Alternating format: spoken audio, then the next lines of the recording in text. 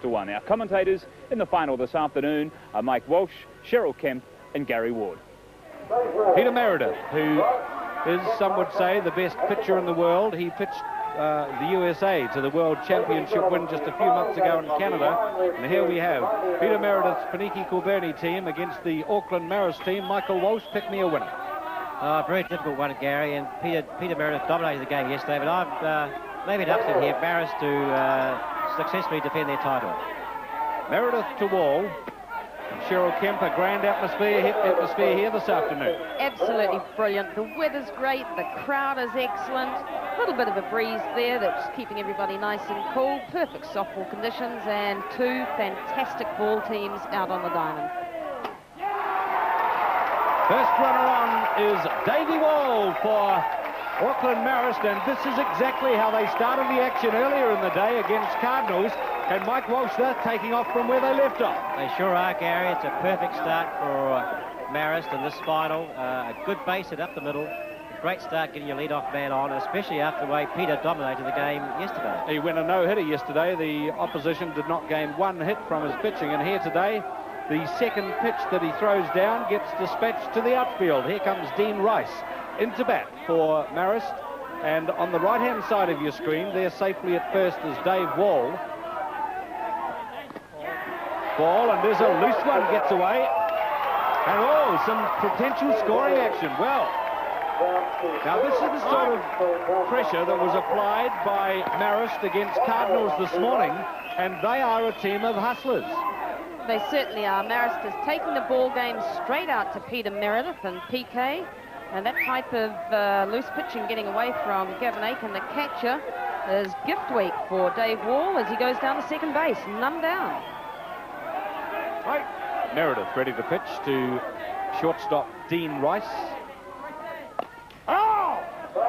Well, putting bat to ball, and we've got to say that yesterday when Meredith was on the pitching mound and was so dominant in the game, he was just powering the ball past the bat, but not so far today. Right.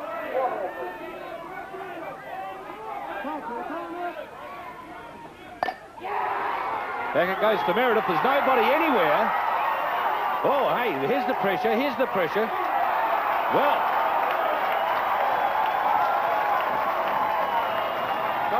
Doesn't the crowd love it? Well, Rice pushing it directly back to Meredith. Meredith went to block the runner at 3, but there's no one there on the base. He turns to have a look at first. Nobody there as well. Meanwhile, there's Rice noticing that he can put even more pressure on them. Runs to second. Well, there you go. This is an incredible start for Marist. The Auckland crowd are obviously delighted with this result, but we've seen Peter Meredith taking the fielding decision there and letting the batter base runner go round to second base. So with none down, runners on 3 and 2. Jack Matenga will be the new batter in. Runners on the bases. And Michael Forsyth, the coach for Marist at third base, his heart will be pounding away. Jack Matenga, he batted well in the last game, 3 hits from 4 turns at bat. What are they going to do? Will they walk him? Well, an excellent batting average, a batting average of 253, which effectively means that every 4 turns to the plate, or trips to the plate, he gets 1 hit. Michael Walsh is the New Zealand coach. What would you be doing right now if you were the Poneke coach? Well, Poneke had all sorts of pressure here because Matanga's a good hitter, and following him is Eddie Kalassi, another good hitter. They've got problems out there. They've got to try to keep the ball down, hit ground balls, and not a fly ball to the outfield, so they can attempt to get it out and hold the run from scoring. All the pressure on this man here, number 10, Pete Meredith. He has the pressure on him because at third base is Dave Wall, at second base is Dean Rice. That's Rice in the background, just over the pitcher's head there. And with no outs, if Meredith gets out of this one, he will have done a magnificent job to keep the game scoreless. Meredith pitching to Matenga. Ball again. And we saw Matenga actually turn there, looking for a slap hit. Slightly telegraphed by the fact that he was standing right back in the batter's box. He was trying to get as much distance between Meredith and himself, the extra 3 or 4 feet, by going right back to that back line in the batter's box. And I think he's simply looking to push the ball and score this runner. Meredith to Matenga. 2 runners on the bases, no outs. Oh, back it goes to Rice. They get the runner at, or go for the runner at home. Will they get him? Yes, they do. And he's out. And my word, here's a bit of potential. A bit of potential for drama and action with people getting clobbered, and Davey Wall running into the catcher Aiken and actually being given out for dangerous play, I think, Michael Walsh. Yeah, I think so, Gary. He was caught out for barging. Here's the play again. The runner breaks for home. Davey Wall was caught in a rundown play and barges Gavin real hard, knocks him right down. The ball spills out, but umpire Ron Andrew calls him out for interference. Have another look. Here's a good look at it. Righto, Dave Wall retracts back towards third base, realises he's in the hot spot. He's going to get caught in boompo. That's the sort of thing that Grizz Wiley used to do. Yeah, something you see at Carlisle Park even, Gary. And I think the umpires are having a conference here. I think the appeal has gone out for the closest base runner to the plate also being called out on the interference. And I think that's what they're asking. No, they're giving runners safe all round. The play stands, the runner is out. I think also what Davey Wall was trying to do then, he realised that he was in a rundown play. He couldn't score, so he was trying to draw the play so that Jack Martanger could advance to second base to be in scoring position, which he achieved this, but just went a little high to Gavin Aiken, and the call was correct. And the other thing, Michael, he couldn't go back to third because Dean Rice was already standing there, and, you know, you have the potential of a triple or double play. That's right, Gary. I'm sure he was aware of this. It's just a well played by Dave Wall, but just an unfortunate incident. The action still continues. Eddie Kalassi at bat, facing the pitching of Meredith. Strike 1. Wow, now Dave Wall isn't a big man, but I mean, he had all the power and size going behind him. I mean, he really looked like one of the big All Black forwards by the way he crunched into Aiken, but nevertheless, he was out. 1 out. What a way to start a ball game.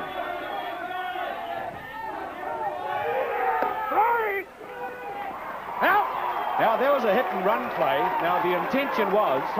Let me tell you what's happening here. It was a hit-and-run play, and the pressure was put on Eddie Kalassi that he had to put bat on ball. Because as soon as the ball left the hand of the pitcher, Peter Meredith, from third base in was coming Dean Rice regardless. Kalassi just not doing his job, and well pitched Meredith. That's right, yeah, Eddie should have made good contact there. Now they're going to struggle to score a run here. Struck him out. Cheryl Kemp, what a way to get out of the hole for this PK team. Peter Meredith is absolutely delighted. Both teams are charged up here, and we saw the raised, clenched fist of Peter Meredith as he left the diamond. He was delighted with his team's effort. Well, the innings, the early part of the first innings at an end. There is the scoreline. A very picturesque scene here at the Lion Red Ballpark in Mangere, and the breeze which grew this morning for a while and then faded away, but now we have it wafting across the diamond. It's favouring the pitcher because the pitchers are throwing straight into the breezes, and meanwhile the batters, of course, they enjoy the luxury, if you like, of when they hit the ball it really takes off and heads for the fence, and the wind helping things along. Yes, I think that perhaps the pitchers are going to be, I would say, probably favouring Jackson. He throws a little bit more variety than what Peter Meredith does. He's been throwing more speed. So I wonder whether Meredith is not going to enjoy quite the same control as he had yesterday. Well, who knows? I mean, there's a bit of deja vu here, because here we have out on the pitching mound Steve Jackson, the man who, if you wind the clock back 12 months ago, was in exactly the same situation and pitching back-to-back games to take the title for this Marist team. And can he do it again today? He's already got one leg of the double in by winning this morning's game. He certainly did, and what a fine performance it was. Marist did the smart thing, though. They rested Steve over the last 3 innings and put Chubb in there. They knew what sort of a task Steve had ahead of him, and this is where it all starts right now. Leading the batting off for Poneke-kilbirnie will be this man, Craig Estrada, and he is someone who really makes things happen. He doesn't just let it happen. He's a bit of an urger. Estrada ready to face the pitching of Marist's Steve Jackson. Shapes the bunt, decides to leave it alone, deciding it wasn't going to be a strike. Ron Andrew, the umpire, thought differently. Strike 1. Bottom half of the first innings, and a scoreless game that already jumped into action in the earlier part of the innings. Strike 2. Jackson pumped up, Mike Walsh. Oh, for sure. He'll want this one, Gary. He came back last year, as you said a few minutes ago, and won the semi-final and the grand final last year. And he's got a chance of repeating history today.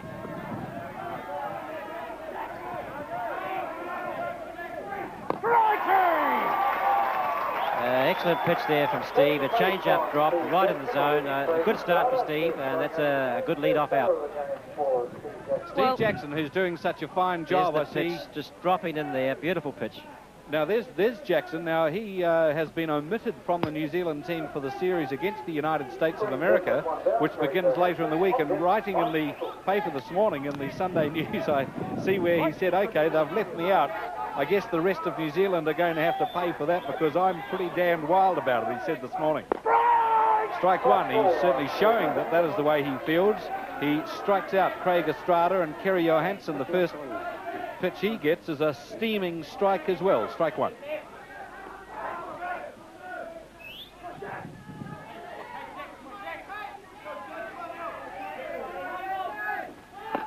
Ball too high. Ball one, strike one. Well, that's the first ball that Steve Jackson's thrown in this ball game today. Now, this Marist team, we'll have a look at it from another camera angle in a moment, show you the way they have structured the infield here, because they've got all of the infield rather close to the bat. Just on the right of the screen there is second baseman Eddie Kalassi. To the left of the screen is Rice. And there's the infield. Look how snug it is up against the bat. Oh, potential error. Safe. Both teams making it happen, and the fast-running Kerry Johansson pushes it out to Fowler. We'll see Fowler juggle the ball and actually put it on the deck here. There it goes out to Johansson, out to Fowler. He puts it on the ground and then does a quick pickup, but Fowler's so quick. Johansson is so quick, I mean. Michael, that's right. Real wheels. Yeah, that's right, Gary. It was a good push bunt or slap hit from Kerry. Probably should have been caught by Roddy Fowler, but it was going pretty hard. And then the wheels or the speed of Kerry Johansson beat the throw.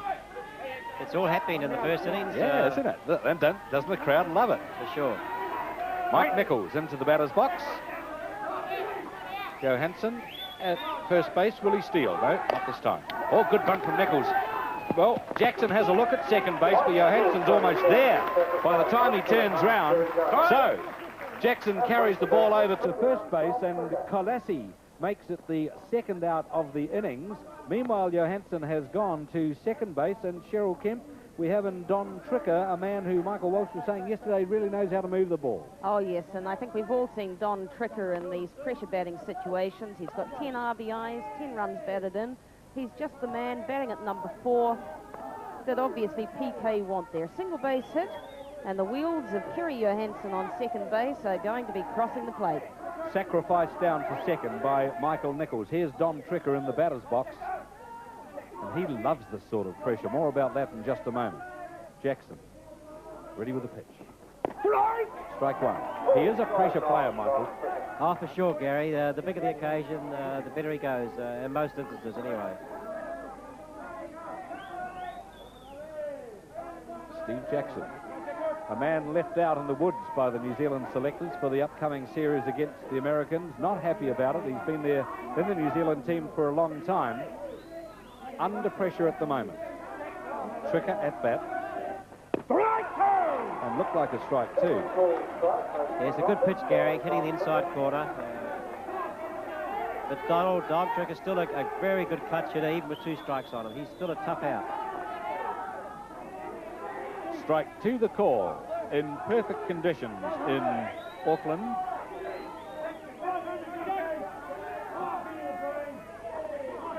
Two outs.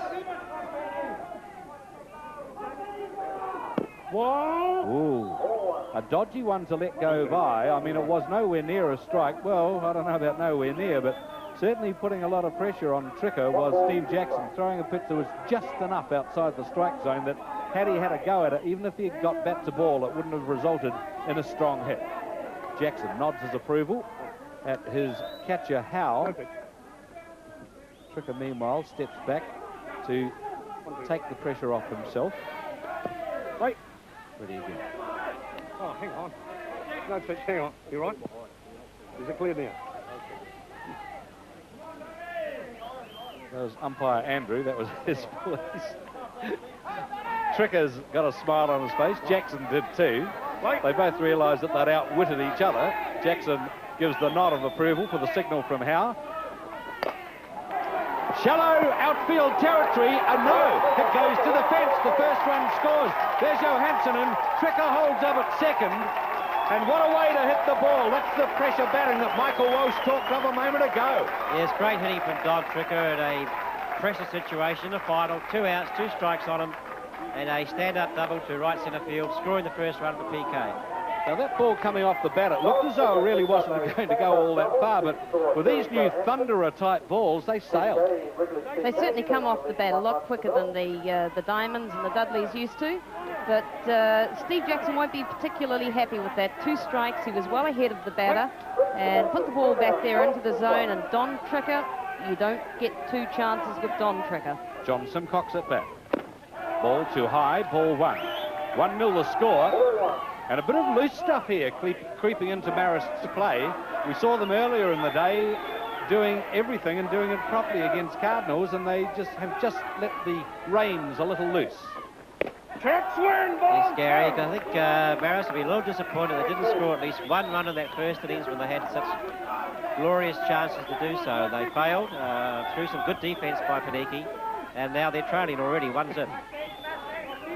Jackson has surrendered just the 1 run. We're in the bottom half of the first innings. And Simcox at bat with Tricker out at second base. Ooh, called a strike and looked to be inside. Yes, Gary, it must have just clipped that inside corner. A good pitch if it was there. 2-1.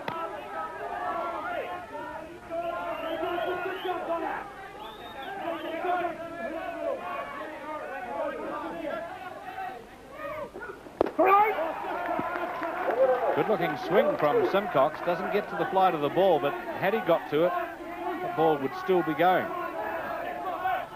Yes, John's had a excellent second half season for Poneke-kilbirnie with some good hitting.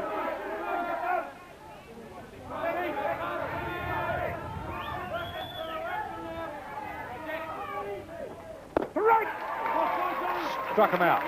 So the strikeout pitch comes from Jackson to record his second strikeout of the innings against John Simcox, and the pressure was again on him because out there on second base was Tricker. This is how the strikeout came, and you can see the rise ball as he threw it into the breeze. Cheryl Kemp was saying about how he moves the ball around. Indeed he does, and that's an example of it. 1-0, PK leading Marist. Now the scene is set for now the Marist team having to come from behind. They're a fighting team, and Michael, you've seen a lot of them throughout the season, the Auckland Marist team, as indeed you have all of them. What will be their tactic from here on? Hustling play or trying to get the ball out to the fence? No, Gary, I'm sure they'll carry on with the way they've played all day, and as they did the first innings, try to just to make good contact, put pressure on the Poneke-kilbirnie infield to force errors or get hits, and with speedy base running, try to score more runs. There's a long way to go yet, but they're still in the game as long as they can still keep making contact with Peter Meredith's pitching. If they fail to do that, he will dominate.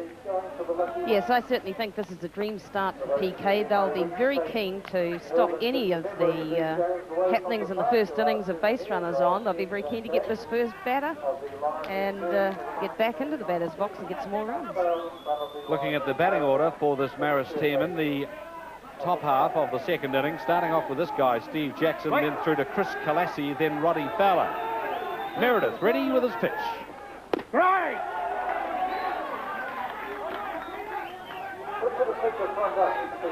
Gardening being done there by Steve Jackson. It looks as though he's going to be calling in for a front-end loader to move yet more dirt.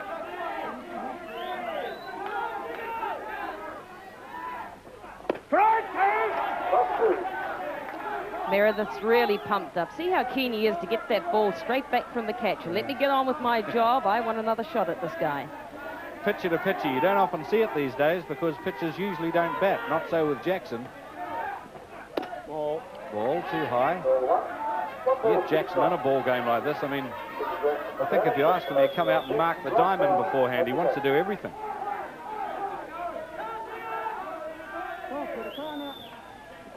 Strike!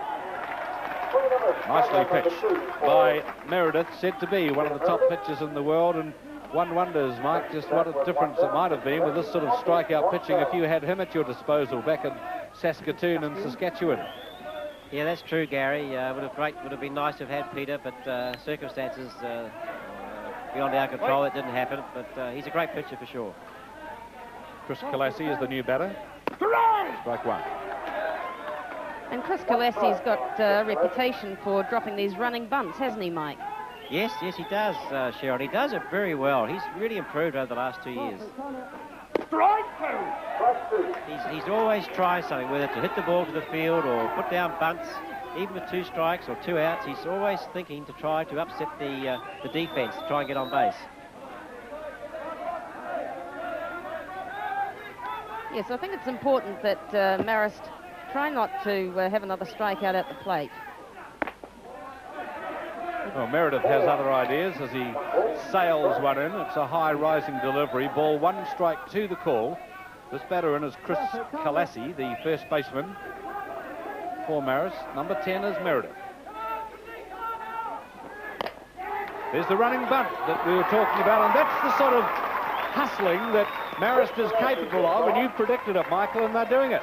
Yes, another good attacking play by Chris Kalassi. Excellent. He's executed, as we see now, into no man's land, and then there's Bishop bobbles the ball, and he's safe on first.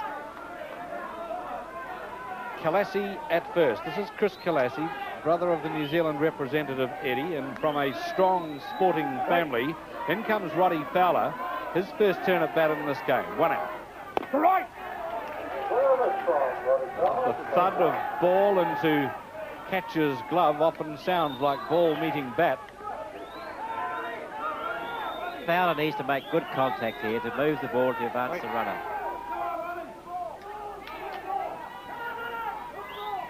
Right. Marist such a forceful team, as we saw somewhat earlier in the day when against Cardinals they started the action in the first innings by punching runners around the bases and pulling every trick in the book and applying all sorts of pressure to Cardinals. Cardinals could not withstand that pressure, and in the end it was a bit of a romp for the Marist team. There was one moment, and I mean just a moment, when it looked as though Cardinals could be on the comeback trail, but no, it was never to be. Meredith ready to pitch again to Roddy Fowler. There's 1 out in the top half of the second innings. Big swing, big miss for Fowler. Strikeout number 3 gets put on the rack. The victim is Rod Fowler, and this is how it happened. Oh, and he missed that by daylight. Yes, it was a high rising delivery, Gary, right out of the strike zone, and not a good swing from Roddy Fowler on that pitch. Dion Nuku is the next batter. He is the designated hitter for this Marist team. 2 outs, a runner on first. Steals on, and they miss him. Now, also, you've got to say that Nuku did a check swing, a mystery swing, if you like, to try and put off catcher Aiken. We'll have a look at Nuku's swing, nowhere near, and then steps across in front of the catcher. Now, that is regarded by many to be illegal. That's right, Gary. It's surprising that Poneke-kilbirnie are not appealing on that. It's a bit of gamemanship in there, but they got away with it.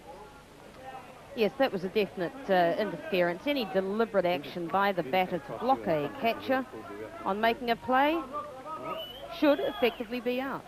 And not necessarily a protest play. It's not as though you need to ask the umpire. He can volunteer the information that it was illegal and the runner's out. Or the batter, I think it is. Yeah, the batter. Certainly. Nuku still stays there. Check swing, ball. Check swing, ball, says umpire Andrew. Ball 1, strike 1, the call.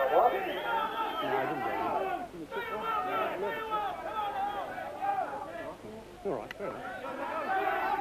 Nice little conversation there between Gavin Aitken and umpire Ron Andrew.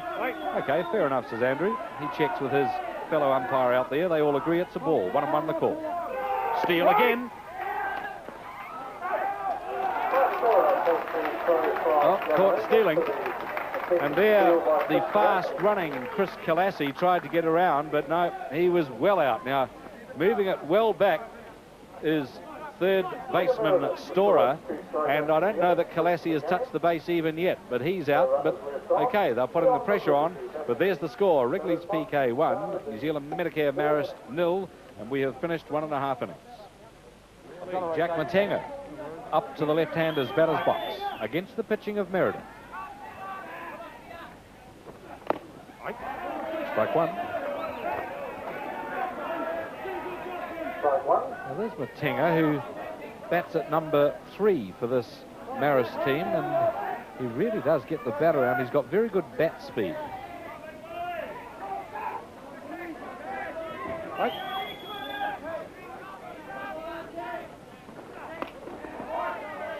Shaped to bunt, and the PK infield was on the run towards the bat.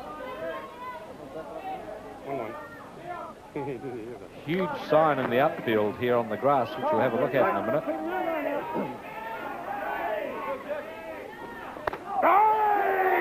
Attempting to run and bunt, and Matenga gets nowhere near it. Ball 1, strike 2. 1-2. He went right through with that. Here's the signage on the outfield saying National Series. You can ask to check. Say that there's enough paint there to paint 3 houses. So the resin people have really got in with the paint to help the cause, to add a bit of atmosphere here to the ground, and really it has achieved just that. Jack Matenga back into the batter's box.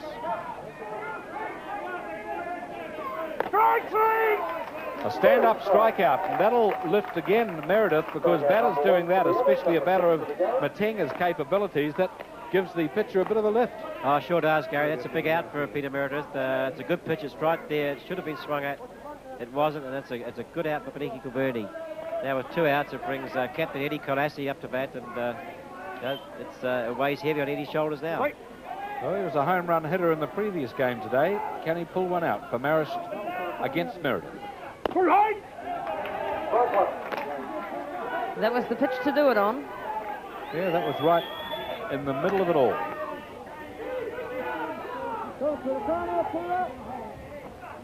Ooh.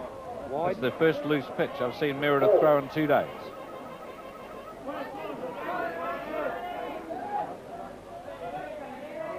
He doesn't like that, because he's a very tidy pitcher, Meredith. He likes to keep the ball within just centimetres of where he should be putting it. Little loose one get away. 2 outs. Strike! Now, I think that one's got away from Aitken because just through sheer pace. Yeah, I think pace and dropping down a little bit, Gary.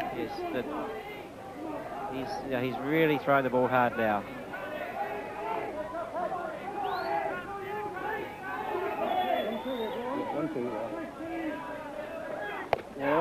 Ball inside. 2-2. Ball 2. Strike 2. Kalassi, if he does throw one now that really is in the meat of the strike zone, Kalassi is one of those players with the potential of sending it over the fence. Whoa! Ball 3, strike 2. Inside. That's very brave batting, isn't it? Yes. You've got 2 strikes on you, and the ball's coming inside, so close to the plate. It's the sign of an excellent batter. Yeah, that's right, Cheryl. That was a close pitch, but full count now, so we've got to see on this pitch. Struck out. Meredith rides again. 7 strikeouts he has recorded, and the Marist team capable of putting only 3 runners on the bases so far, but they've been kept well away from the action with pitching of that quality. And we go to the bottom of the 4th innings now, and the lead 1-0 for PK over Marist. Stand by, coming to us. Stand by.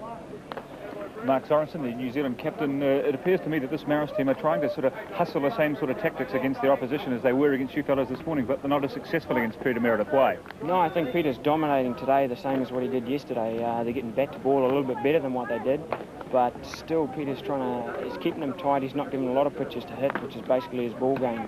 Throwing the ball hard, moving it around the zone and making it tough for you to hit. How big an advantage is it for PK not having had match since yesterday? Physically, how much tougher is it for Marist today? Oh, it makes it a little bit tougher, but it can work both ways with the fact that, OK, Auckland Marist have the chance that they're on a high after giving us a good beating, and they can carry it on through to this game. So, you know, it could work in that way, that they're on a high and PK have got to lift themselves up. Psychologically, how tough is it going to be for Marist now, knowing they were shut out yesterday by Meredith and seemingly unable to get back to ball today? Very tough. It's very tough to come back, especially when they get a run so early. Finally, Mark, while we've got you, tell us about your injury. How serious is it? Oh, not too bad. I think it's just a bruising, kind of like a dead arm. And hopefully after a couple of days, everything will be okay. I'm sure that's good news for Mike Walsh up there in the commentary box. Mark Sorensen, thank you for joining us. Thanks. Make you breathe a bit easier, Michael Walsh? Yeah, sure, Gary. I've already spoken to Mark immediately after the game to make sure he was okay. Don Tricker into the batter's box. We're back into the action at the bottom of the 4th innings. Jackson to Tricker, lets it go, strike one. And here's the batter, Gary, that drove in the first run in the first inning, Don Tricker, and he could get things going again in this inning. Going outside. Outside, ball one, strike one. Jackson not particularly happy with that call, having a wee conversation with the catcher, and no doubt the umpire's listening as well.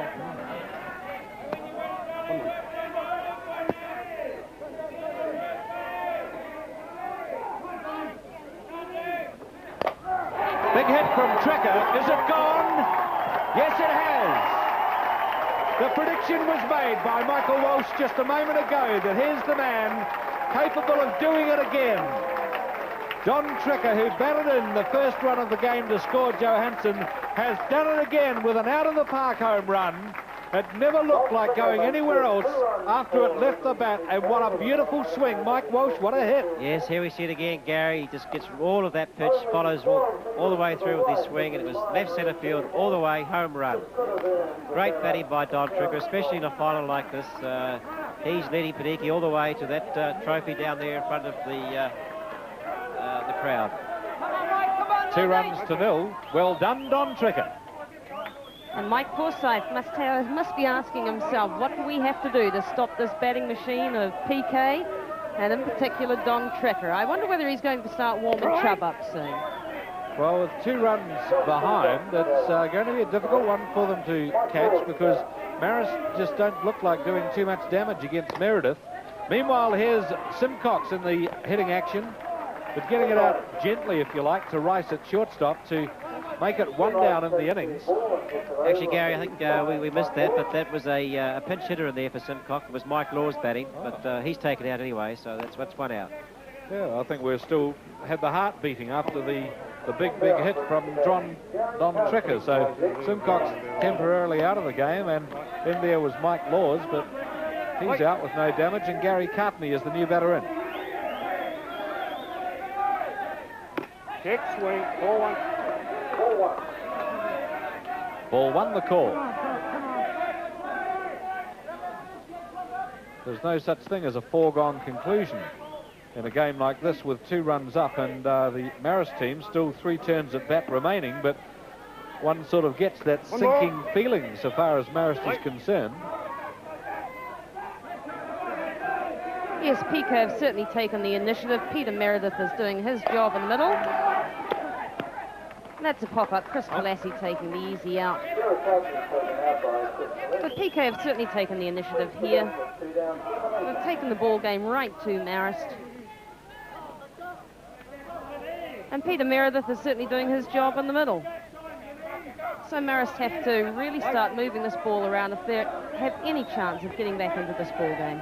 PK catcher Gavin Aitken up to bat. Pops one into shallow outfield territory.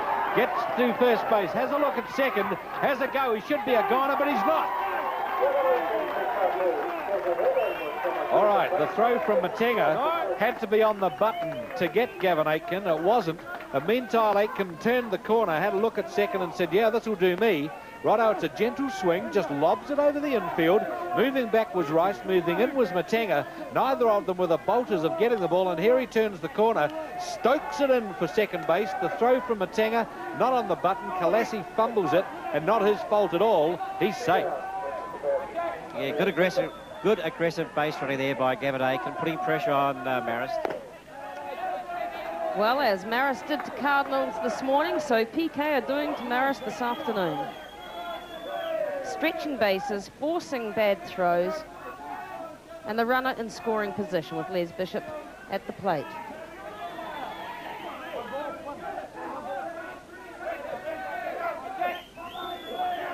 Bishop against Steve Jackson, 2-0 the score. PK leading, it's outside for a ball, ball 2. Still at second base is Gavin Aitken.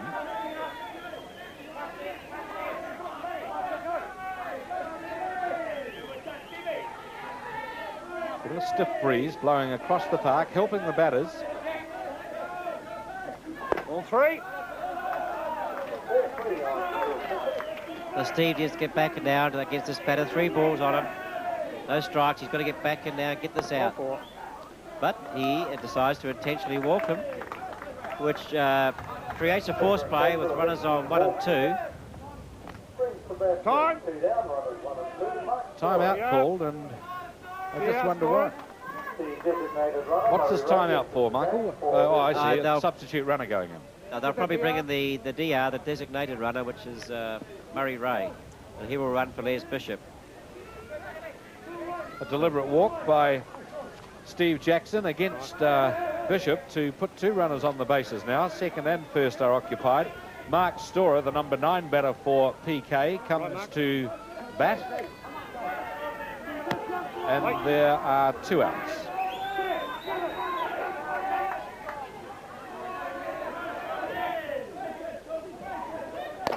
Wow, big hit. That hasn't worked at all. Will they send him home? Yes, they are. Home he comes. Could be a close one, but it's not. Well, what a hit from Mark Storer. I was about to say just before the pitch was there that when you come in as a batter and the previous batter has been walked so the pitcher can get at you, you think, boy, what an insult to me. I'll show him. And this is what he does. Could you ask for a better number 9 batter? Yeah, it's almost out of the park. Yes, excellent stand-up double by Mark Straw, hitting the fence on the full, scoring 2 runs and probably clinching the ball game. And actually, Mark Straw's had a excellent National League finals yesterday and today, because he started the action which won them the game against Marist on Saturday afternoon.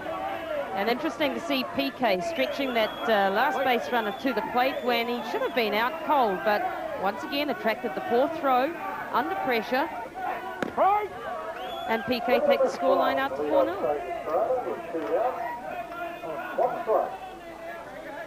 Top of the batting order for this PK team, and this is Craig Estrada in there with the number 19 shirt on, and still 1 runner on the base, so Steve Jackson not out of it yet. Estrada swings, misses, strike 2. And Gary on the right field side of the Marist dugout. Chubb Tangaroa is now warming up, but it's probably too late now.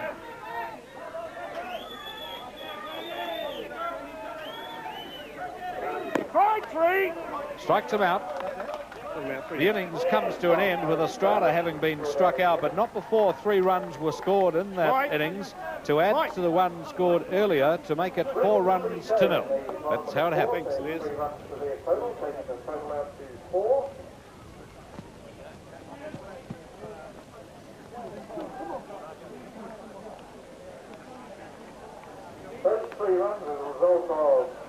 Well, a rather despondent Marist team come off the field, despite the fact that there was a strikeout to end the innings. But you have a look in that dugout, and there's a few slumped shoulders as they sort of go off. And look at that, Michael. That's a quiet team, and who can blame them? No, that's sure. I know the feeling, Gary. Been there before, at different levels. You know, they've tried so hard, and really it's been tremendous hitting by this powerhouse Poneke-kilbirnie team. But now, on the other hand, there's a despondent Marist side, and as Michael said, we've all been there. Who can blame them? But meanwhile, the big tall man for Poneke-kilbirnie, this fellow here, Peter Meredith, he is about, let's use old measurements, 6'4", 6'5". He'd be riding somewhere above 8 foot tall at the moment, though. Yes, Gary, what a great 6 months 6 to 8 months he's had in softball. We'll talk about that in a minute. Steve Jackson into bat, strike 1. Just 6 or 7 months ago, Peter spearheaded the USA to the World Championship in Canada. 2 months after that, he spearheaded his his club team in the USA to his first ever American National Championship, and that's their rare trophy to win. And now today he is spearheading Poneke-kilbirnie to the New Zealand National Championship. So he's had a magnificent 6 months of softball. Pitcher to pitcher, Jackson at bat. Meredith, number 10, pitching. Here's Jackson, who will have a heavy heart at the moment because he's a grand winner. And when it's all over, he's not a bad loser either. But while the game's still going, you can sort of sense that he's hating every second of it. And that's the mark of a true sportsman, someone who hates losing when he can actually feel the pain.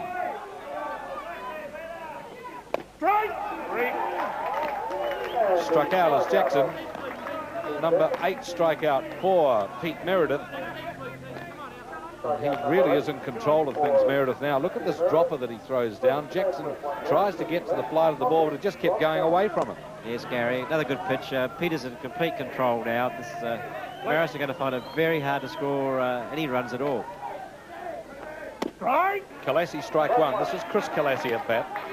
It's unusual that we haven't seen Marist trying to drop these bunts. They're really going for long hits, aren't they, Mike? Yes, they were doing it the first 2 or 3 innings, Cheryl. They were putting it back to ball or attempting to, but now they've gone back to just hoping to swing and miss, I guess. Oh, I should say swing and hope. Yeah. Strike 2. 1 out. Top half of the 5th innings. Marist batting first in each of the innings. Foul ball. It's been a pretty good series, though, Michael. When you go back to its beginnings a few weeks ago, it was wide open then. You could have predicted the PK might have come through, but there's been lots of teams splitting games. They play double headers. One team wins. 3 hours later, they're on the losing end. Yes, that's right, Gary. It's been a tremendous National League series. It's the 3rd year of the series and easily the best, with all 12 teams been very competitive and all winning games at times and causing upsets. Well, it takes a while for a bit of history to creep into this. You look at other sports where history has been wiped aside, given a few years. Let's wait till Meredith throws to Kalassi. Pops it to Estrada at second base. Takes the second out. Estrada takes that out with all the ease in the world. But you look at the other trophies that have been played for over the years, and I talk about the Plunkett Shield that was replaced by the Shell Trophy and Shell Shield. Now you can ask youngsters in cricket what the Plunkett Shield's all about. They don't know. The same with the Chatham Cup in soccer. That's a goner. It's now the Air New Zealand League. And I guess you can say the same because the Lion Red League is now the top prize of all softball in this country.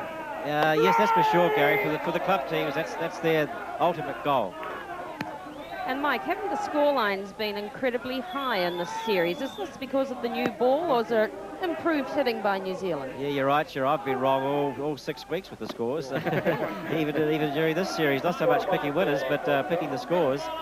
I guess it's a combination of the more power ball that's more livelier and goes further when you hit it. But also, I think, just as importantly, our hitting has improved immensely. Right.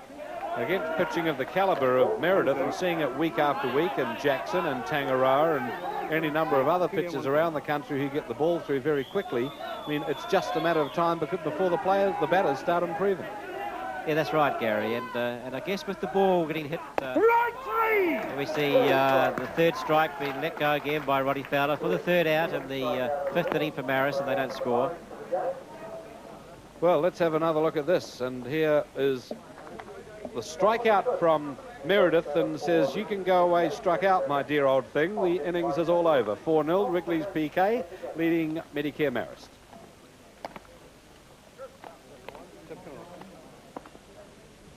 As I was saying, Gary, the standard of hitting has improved immensely, and because of these the new softballs that we're using, which are much more livelier, when the ball is hit hard, it goes harder and quicker to the field, to the fielders, and invariably forces errors or brilliant defensive plays. So overall, I think it's it's good for the game. There have been some incredibly high score lines, haven't they? Samples of 8-3, 9-3, 8-7, 6-5. Normally softball historically are 1-0, 2-0, 2-1 ball games. Well, those thunderer balls that they're using, they really do fly when they come off the bat, and I've never used them competitively because I've only just come in the last 2 or 3 seasons, but I played in a social match a couple of Sundays ago. In fact, no, last Saturday it was, and I mean, I swung the bat and hit the ball. I thought it was going out of the park. They certainly come off the bat. Chub Tangaroa will start the pitching for Marist in their 5th turn in the innings, and PK move in, and Steve Jackson taken out of the game after having done such a great job this morning. But here's the man who replaced him to pitch to Kerry Johansson, who is one of those hustling type players who makes things happen all the time. Yes, Kerry's having a good game. He's been on base once, and he tries to force errors in the field by making good contact and using his speed. Now, Chubb's renowned for slow starting in softball. I wonder whether this inning is going to be reminiscent of the previous game. Johansson chopped it into the outfield. The outfield was very shallow because Johansson is not a batter. Meanwhile, he scurries to third. It's a stand-up triple and very nicely hit. Now, that is a penalty that teams pay for having the outfield in so shallow when they expect every one of Johansson's abilities to only hit the ball briefly. Well, he sailed that out. Matango was too shallow. He turns and runs to the outfield. The damage is done. Yes, Gary, good batting by Kerry, but really the fault there was by Chubb himself. It was a bad pitch. If you're going to pitch to slappers and have your fielders playing it close, you've got to keep the ball down low. Now, he threw a very high rise ball, ideal for somebody like Kerry, just got it underneath it and pushed it and drove it over the outfielder's head for a triple. Michael Nichols up to bat. A 3-run cushion being enjoyed by this PK team in the batter's box at the moment. Tangaroa to Nichols. Johansson at third. Nichols lets it go inside. Strike 1. There's Tangaroa. The weight of the game on his shoulders, and he has to keep PK absolutely scoreless if there is to be any chance of Marist making the comeback. Nichols with the bat. Inside. Ball 1, strike 1. And you just seem to get the feeling that this Poneke-Kilbirnie side, 4 runs up, at 4-0 the score, and they just look for the jugular now. Yes, Gary, you're right. You know, if they explode with all their power hitting, there could be a lot more runs yet. And I guess when you've got that score line and you've only got 2 more turns at bat, you perhaps feel the game has lost a little bit and your concentration goes. It's hard to keep it in there. Big swing from Nichols. And while it seems a long time ago, you can't help but think back to that first innings when there were opportunities all over the place for Marist to score. They let the opportunity go. Dave Wall being given out for dangerous play and barging into Gavin Aitken, the catcher, and that could have been the game's first run. Then they're hard to catch because they've got onto the front foot and grabbed the first run of the game. Since then, though, it's been all PK because they answered with a run in the first innings. And here's the man of the match so far, Don Tricker, 2 turns at bat. No pitch. 2 safe hits, drove in the first run. Okay, it's all right. That's all right. Hang on a moment. He stepped back and asked for time. I'm giving him time, right? Okay? Right. Let's just listen to the umpire. Come through slowly, he wants to, and then go through his board. We've already discussed it. We've already discussed it. We'll have a discussion about it later. Yeah, Yep. over a cup of tea, perhaps. Wait! Ever the gentleman is our Ron Andrew. Fouls it off.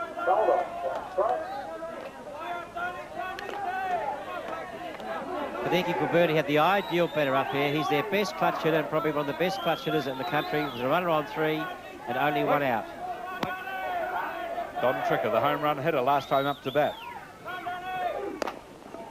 Oh, almost does it again. I mean, that was just too hot to handle. It was straight past third baseman Fowler, and he lined it down, and it was only less than a metre in foul territory. Have a look at how he really slaps it down the baseline. It actually went inside the running Johansson, so it was only just in foul territory. Back to Tricker, batting against Chub Tangaroa. Runner on third base. There he goes again. 3 out of 3.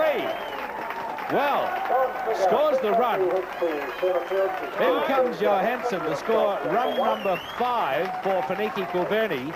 Tricker with an average of 3 hits from 3 turns at bat. This is the last of them.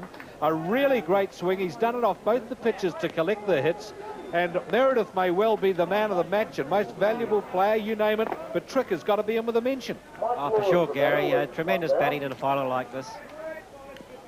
Don, as I've said before, is one of the best clutch hitters in the country, and he's proving that today. In at bat now is the replacement batter Mike Laws, replacing John Simcox, who was the designated hitter. This is Mike Laws. Foul ball.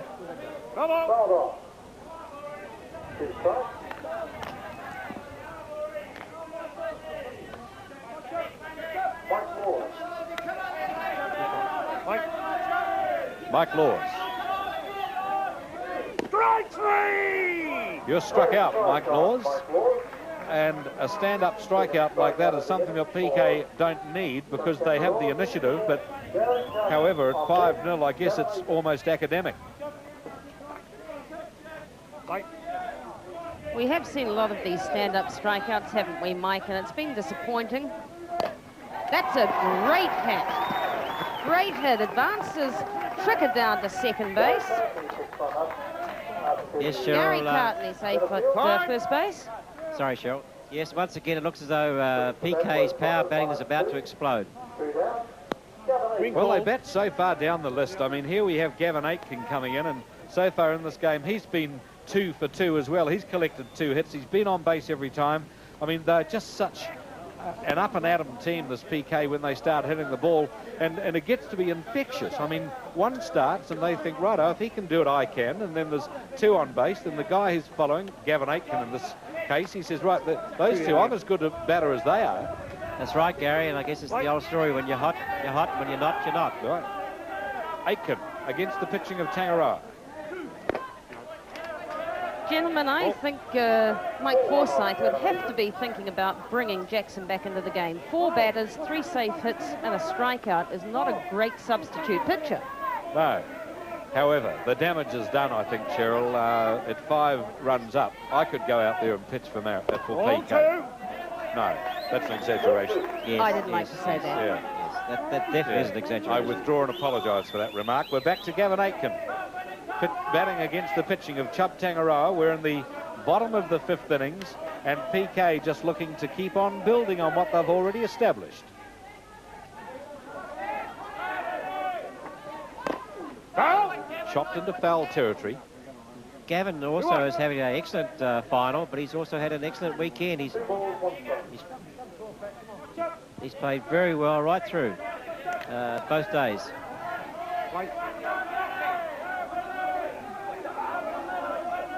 Aitken again, ready for the pitching of Tangaroa. The closing stages of the 5th innings. Strike!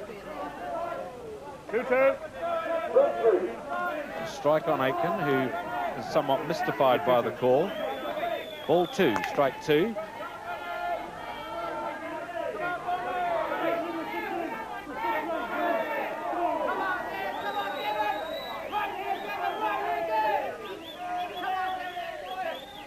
Well, Tangaroa did take an inordinately long time to throw the pitch. He stood there, waited for the signal from his catcher, Howe, got the signal, paused, set himself, went into his pitching stance, and at that stage, Aitken quite rightly said, no, that's enough.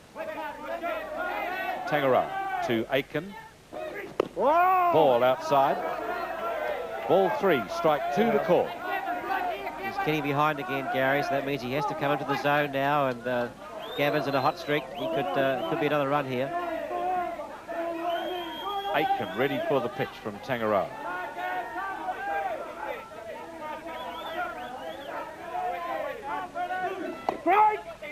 Struck him out. Well, it took long enough, but eventually Tangaroa achieves the strikeout.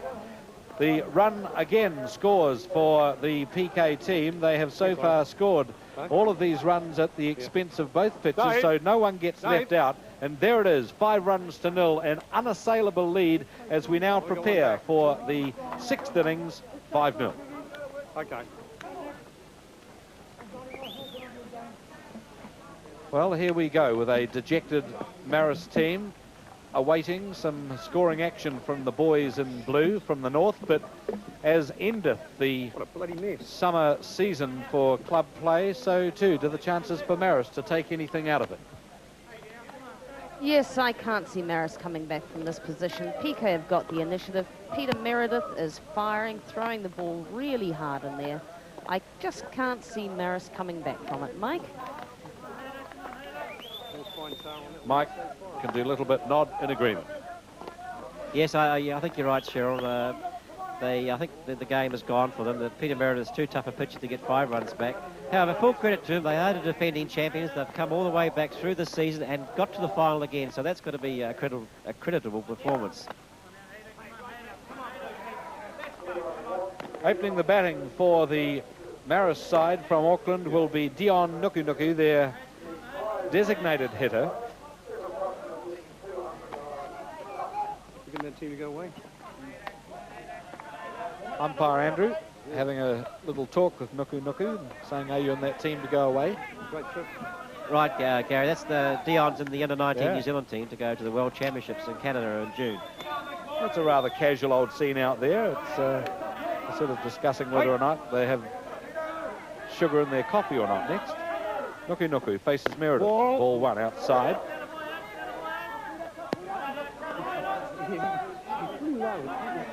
The only person not joining in the pleasantries is Meredith.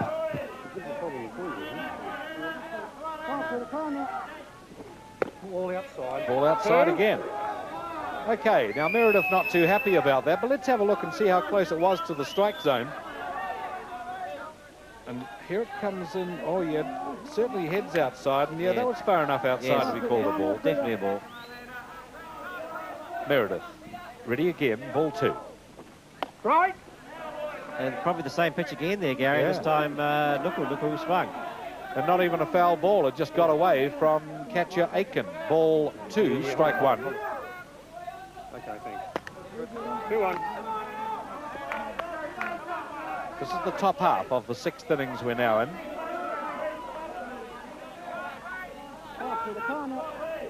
Right. Nice pitch. Strike 2. 2-2 the call. And the game sort of lapsed a little bit, and the reason for it was that for a long time, just a few minutes ago, we had PK in the field. They scored early in the innings, and then it took a long time for Marist to get rid of them.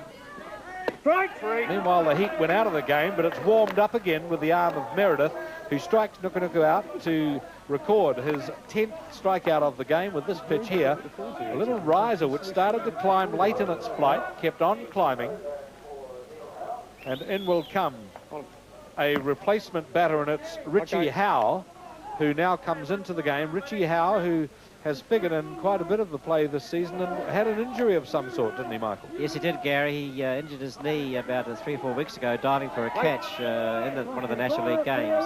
And this is his first time in action again this weekend. 4. We have to say that this is a brilliant performance by Peter Meredith. He's given up 1 safe hit on the very first batter of the game, and that's been Marist's lot. That's right, sure. That's 1 hit in 2 games. Foul ball. And since that first innings, I've got to tell you that it's been no more than 3 batters in every innings. Okay, 1 batter did get on base through an error. He was later caught stealing. 1-1. But nevertheless, it's been 3 batters in, 3 batters out. Right. Ever since. So some very economical pitching from Meredith. A bit like that, called ball. Ball 2, strike 1.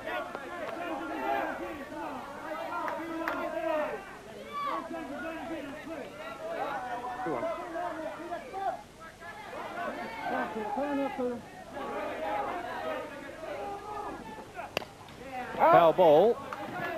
Now, Michael Walsh, we look ahead to the next week of softball that there will be, which involves the visiting United States of America team. And, of course, pitching for the United States is this fellow here, Meredith. That's not a prospect that you'll be relishing too much. No, not at all, Gary, but well, it's going to be great international competition for us, and it gives the New Zealand public the chance to see the world champion USA team, which are a very tremendous team. They have brilliant defence, exceptional batting, good speed, and, of course, Peter Meredith. Yeah, it's not a bad recipe, is it? Back to Neil Howe, batting against Meredith with 1 out in the top half of the 6th innings. In a game that has had so much action and now is beginning to slump out on us a little because there's been so much action, and umpire Andrew adds to the drawing out of the fixture by doing some spring cleaning in the autumn at home plate. And haven't we got a quiet Auckland crowd? All of a sudden the one blue eye and the one white eye is slowly nodding off, I'm afraid. Inside, ball 3, strike 2.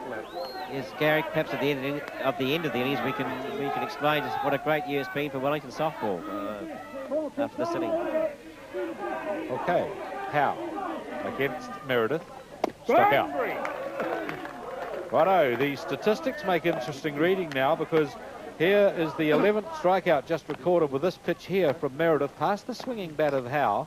He gets nowhere near the flight of the ball. It's strikeout number 11 he has recorded, has given up only the 1 hit, which was in the 1st innings, and since then it's been a rampant Meredith who's been all dominant.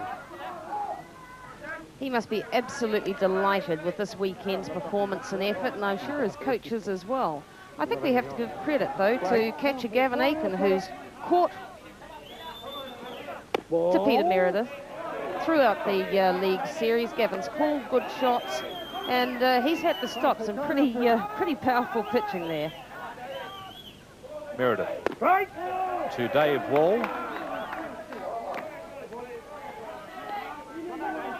And one just gets the feeling that no one is going to get much action off the pitching of Meredith from here in. A fateful thing for me to say, perhaps. It's a strike inside with lots of steam on it as it came through, clipping across knee height and across home plate into the strike zone.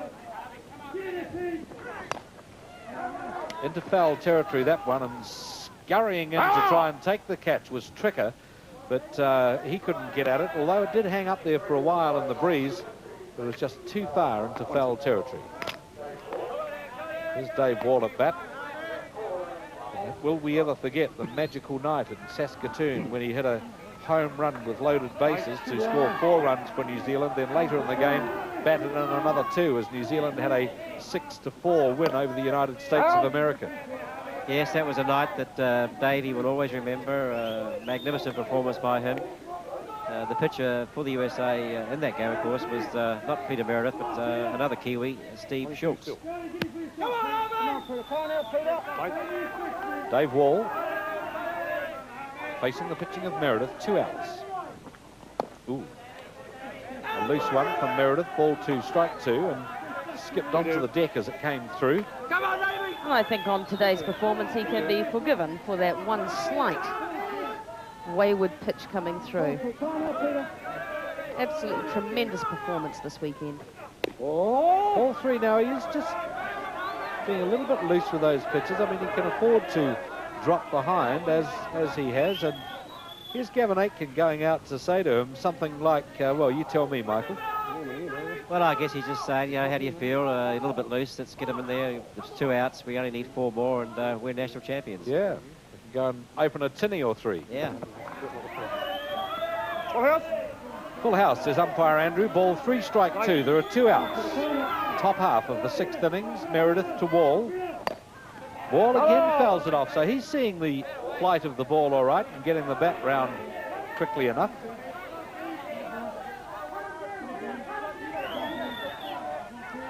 And Dave Wall's the only hitter for Marist that's taken a safe hit off Peter Meredith. Yes, you are, and Dave Wall knew it too. In comes strikeout number 12 against Dave Wall to keep them scoreless, this Marist team, and off comes Meredith, having thrown this final pitch of the 6th innings, and strikeout number 12 is his. 5-0 remains the score.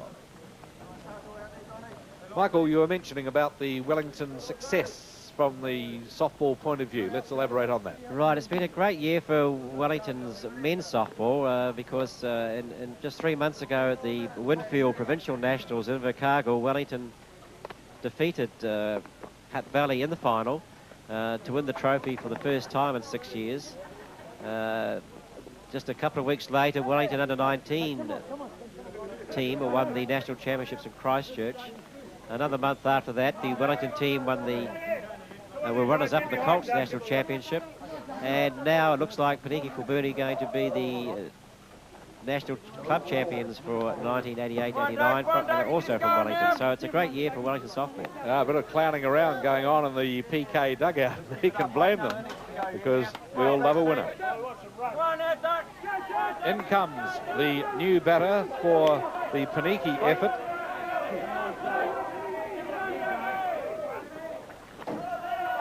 And looking for the first one to hit was Doug Honey, so a change has been made by this Poneke-kilbirnie team in the 6th innings, and Doug Honey given a run for the first time that I've seen in a couple of days. Yeah, Doug's been used quite often during the year by PK, and he's proved a very useful pinch hitter, and sometimes he plays regularly in the field as well. Left-hander Honey. Not a bad-looking swing, but his head's way up in the air as he comes round to try and make contact with the ball.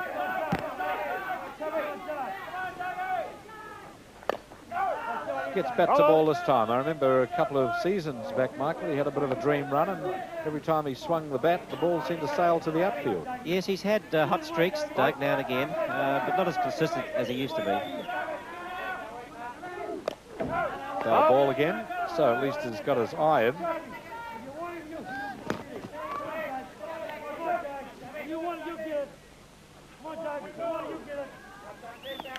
Been a long day out there for the Marist team. They started early this morning, an 11 o'clock start outside, and here we are getting on 4.5 hours later, and they've had a fair bit of action in that 4.5 hours, and in this latter part of the day, losing action it has been. Honey struck out. It's the first strikeout recorded by Chubb Tangaroa, second strikeout, I'm sorry, since he stepped to the mound. Here's how it happened. Now it brings to back, Gary, Mark Storer, who's had an excellent National League Finals Saturday and Sunday for PK. Storer already in the hitting action of today, and in fact batted in the last 2 runs that were scored by PK, so here's a lion red final that he shall remember for a long time. Pops it up. No, who's going to get it? Eventually, with a flurry and a fall, it's caught by Fowler. But at one stage, it looked as though Howe was going to take it, and then Fowler overcalled him. And so eventually, in we see Roddy Fowler. Fowler with the overcall. Now, as we go on, watch him fall over as he stumbles. Thinks, well, okay. Storer is out. We're up to the top of the order now, and here's Craig Estrada. Chops at it. Foul ball. Strike one.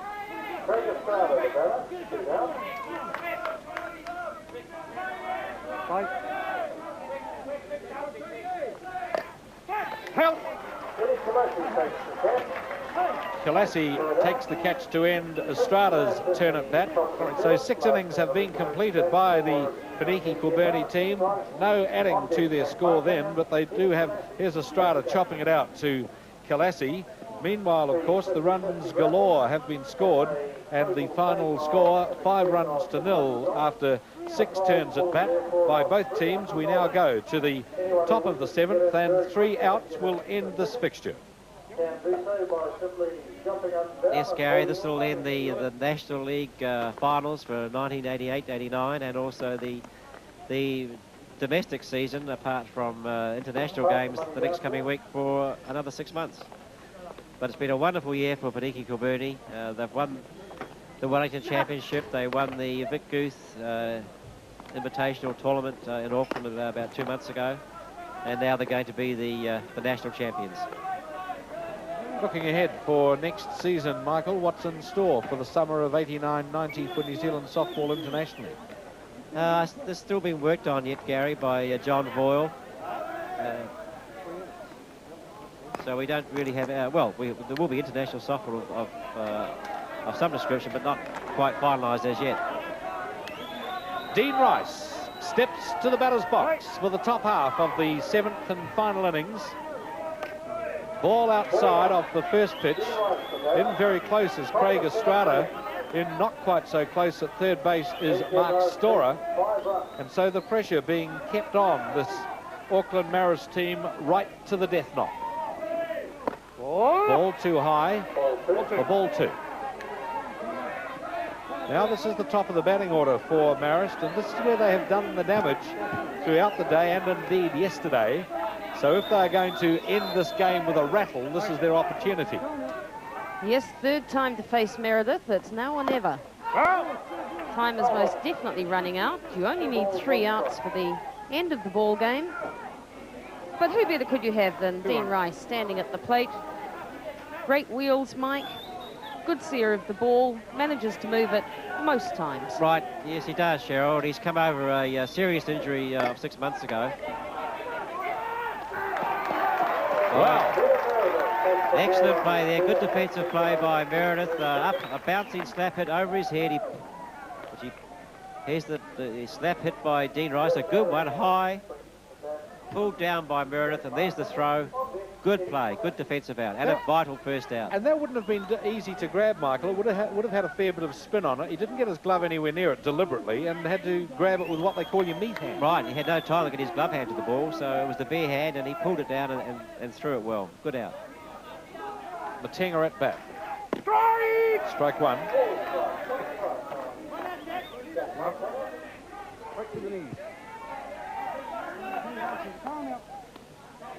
Matenga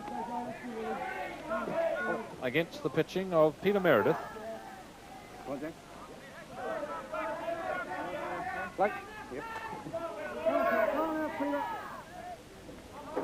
Right. Big swing from Matenga with nothing to lose. Why not?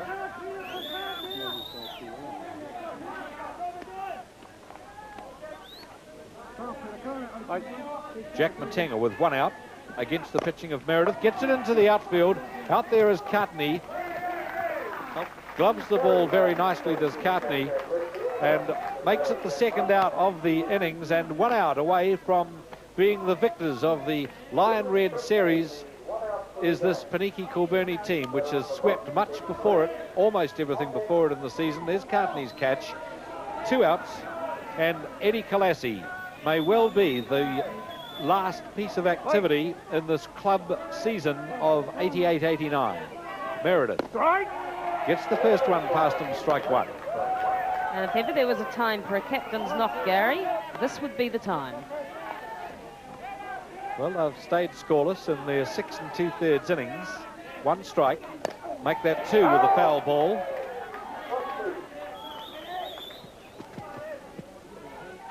The last 2 strikeouts that Eddie Kalassi has had has been on high and outside ball. So I wonder whether Aiken is going to be calling that same deadly pitch that's taken Kalassi over the last 2 turns at bat. Meredith to Kalassi.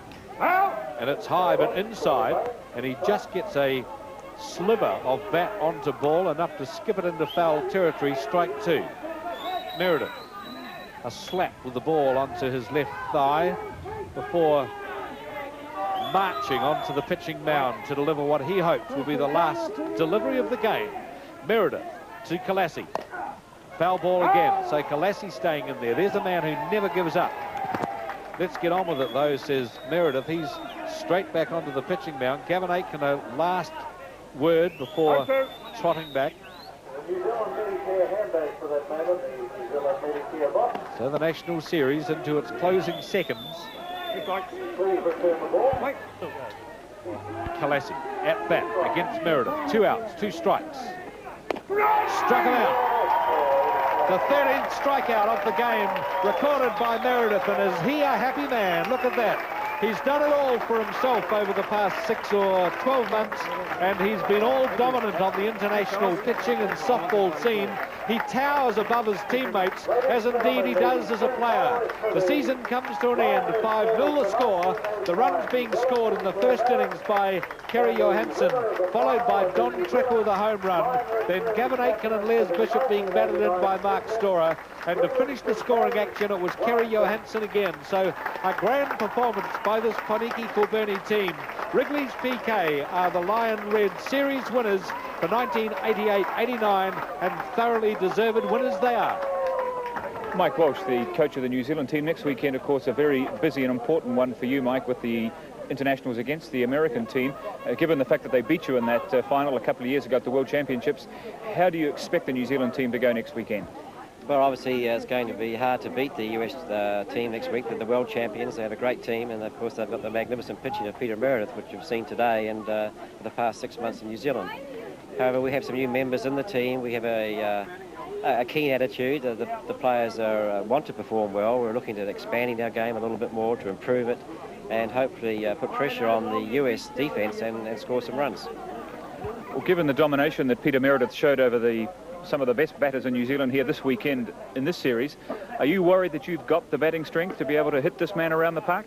Well, sure, it's not going to be easy, that's for sure, Brendan. Peter's just completed a magnificent 9 months of softball, winning the World Championship with the USA about 8 months ago, then the American National Championship with his team in the USA, and now the New Zealand Club Championship. So, you know, he's probably the best pitcher in the world. But, you know, if our players apply themselves the correct way and move the ball, put pressure on the field, and we'll have good defence and pitching too. So I think it'll be an exciting series.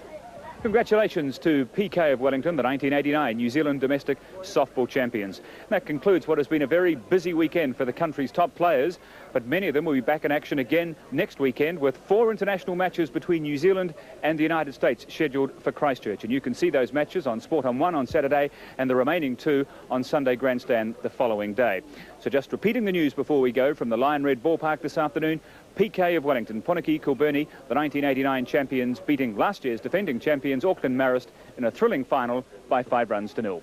Coverage of today's 2 softball matches is available on VHS from Television New Zealand Enterprises.